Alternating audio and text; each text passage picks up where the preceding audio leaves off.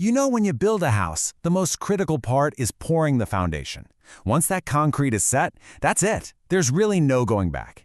Well, in the world of fashion, fabric cutting is that foundation. It is the one precise, totally irreversible moment where a flat piece of cloth starts its journey to becoming the clothes we wear every single day. So, think about all the different stages of making clothes, right? You've got the design, spreading the fabric, the sewing, the finishing. Out of all of them, what do you think is the single most decisive step? The one moment where a mistake just can't be fixed. You guessed it, it's the cut. As our source material puts it so perfectly, once the fabric has been cut, very little can be done to rectify serious mistakes.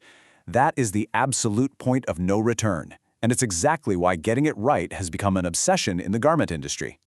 So here's our roadmap for this explainer. We're going to start with why that first cut is so critical. Then we'll get into the anatomy of what makes a perfect cut. From there, we'll trace the journey from hand tools to machines, explore how computers have changed the game, and finally, we'll look ahead and ask, what's next? All right, first up, the most decisive cut. This is where it all begins. It's the magical moment a two-dimensional material, just a simple roll of fabric, starts its transformation into a three-dimensional garment that's actually designed to fit a human body. So what is fabric cutting at its core? Well, it's the process of slicing out all the individual pattern pieces from these huge stacks of fabric called layers. And we're not just talking about a pair of scissors here, we're talking about creating perfect, identical replicas of a designer's pattern, sometimes through hundreds of layers of fabric all at once. Ultimately, the whole process is a high-stakes game of optimization. The goals seem simple, but they're incredibly challenging. You have to achieve pinpoint accuracy, waste as little fabric as possible, because that's money, make sure every single piece is identical, and get them all prepped perfectly for the sewing team down the line. So that brings up a great question. What actually makes a cut perfect?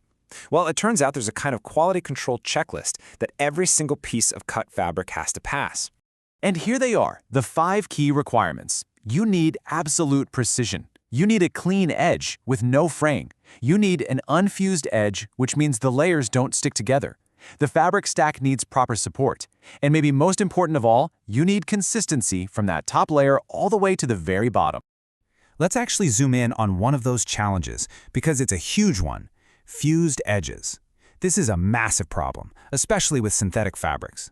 Just imagine, when a mechanical knife slices through a huge stack at incredible speed, it generates a ton of friction. And that friction, it creates heat. Lots of it. So here's the domino effect. That heat actually melts thermoplastic fibers, like polyester. The edges of the different layers literally fuse together into this hard plastic-like seam. Then, when operators have to pull them apart, it creates these snagged, rough edges that are super uncomfortable to wear. It's a major quality defect. So how in the world do you fight the fuse? Well, engineers have some pretty clever solutions, but every single one of them involves a trade-off. Using special paper or coolant adds cost. Reducing the stack height or slowing down the blade, that improves the cut, but it really hurts productivity. It's this constant balancing act between quality and efficiency. Okay, the other big monster to slay is consistency. Imagine you are cutting a stack of 100 layers of fabric. The whole game is making sure that the pattern piece you cut from the very top layer is the exact same size and shape as the piece from the very bottom layer. And trust me, that is way harder than it sounds. So what causes this kind of inconsistency? Well, it can be a few different things. The blade itself can actually bend. That's called knife deflection. The knife might not be set at a perfect 90-degree angle. The entire stock of fabric could lean or topple just a little bit. And of course, sometimes it just comes down to the skill of the human operator. And that brings us perfectly to the tools themselves, because they have evolved so much, from really simple hand tools to the powerful, complex machines that completely dominate the industry today. Broadly speaking, you can break it down into 3 eras. You've got manual cutting, with hand scissors. That's really for samples and super small jobs. Then you have semi-automatic machines, which are guided by an operator. Those are the real workhorses for bulk production. And finally, you have fully computerized systems for massive scale, where speed and precision are absolutely everything. And if we're talking about workhorses, well, this is the undisputed champion. The straight knife machine is by far the most popular and versatile cutting machine on the planet. You'll find one in pretty much any garment factory, slicing through huge stacks of fabric with some seriously impressive speed. But the straight knife isn't alone. Oh no. The semi-automatic toolkit is full of specialized gear.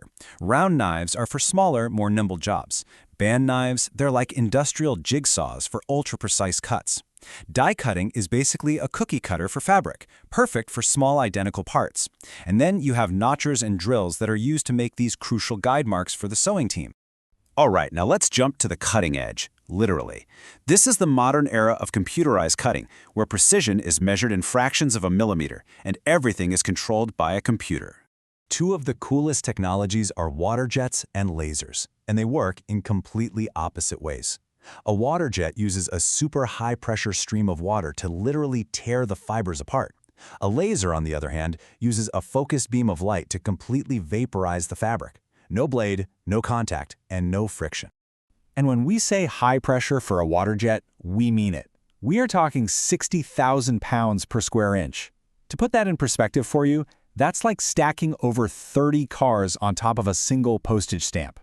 That much focused force makes the water act like a solid blade, slicing cleanly through the fabric without generating any heat. It's incredible. So we've gone all the way from hand scissors to water jets, which brings us to our final question. What does the future of the cut even look like? We've seen this really clear progression, right? From purely manual work to human-guided machines and now to fully automated computer systems. Each leap forward brought more speed, more precision, and more efficiency, totally changing what was even possible in making clothes. So the next logical step, it isn't just about being faster, it's about being smarter. And this leaves us with a final, really fascinating thought to chew on. As these cutting tools become even faster, smarter, and more precise, what does that mean for fashion itself? What kinds of intricate shapes and totally new designs will become possible when the very limits of the cut are pushed even further into the future? Thanks for joining me for this explainer.